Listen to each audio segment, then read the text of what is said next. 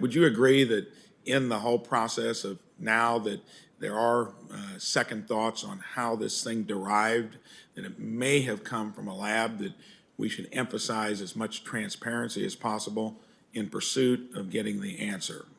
Without a doubt, Senator, no doubt.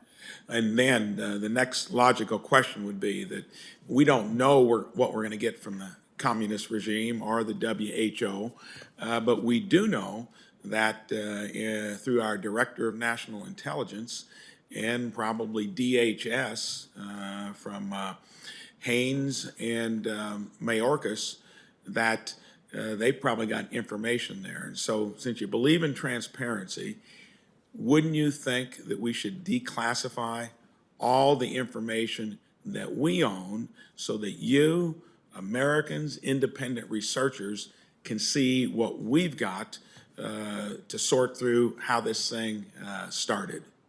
Well, Senator, I have said publicly and most recently that I believe that there should be transparency and open, fair, and independent continue to look.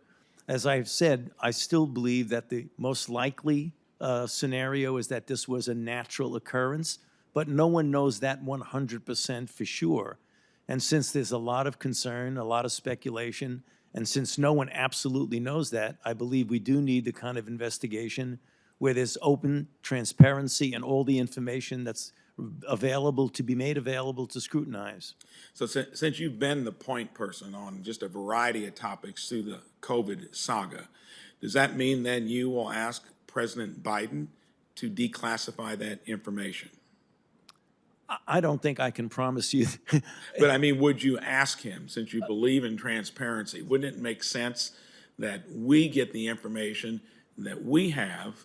And I think if it doesn't come from you, Dr. Collins, someone that's been in the mix from the get-go, that we won't see it. And we owe it to the American people with what we've been through to at least look at the information that we have. Yeah, I'm not sure the information we have, but I'm not sure if it's my place to tell the President of the United States to But you've been very engaging on a wide range of topics, and I think he'd respect your opinion as much as anyone. Dr. Collins, where are you at on that subject of giving the American people the information that we house? Well, I'm very much where Dr. Fauci is, with the desire to be as transparent as possible in this situation and really try to find out what happened. I agree with him that it is most likely that this is a virus that arose naturally, but we cannot exclude the possibility of some kind of a lab accident. That's why we've advocated very strongly that WHO needs to go back and try again after the first phase of their investigation really satisfied nobody. And this time we need an really expert-driven, no-holds-barred collection of information, which is how we're mostly really going to find out what happened.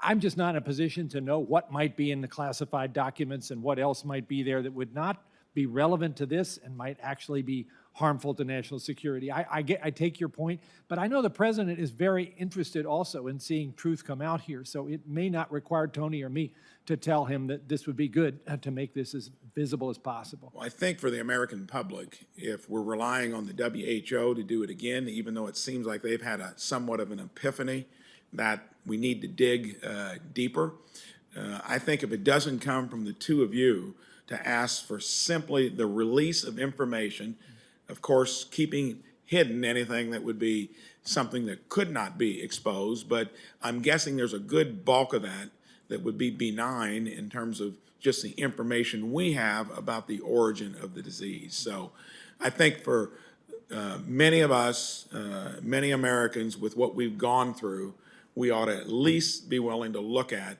the information that we have to get people satisfied that we're getting to the bottom of it. So I'd ask each one of you to think about that and see if it makes sense. Have our president declassify it so we can see it.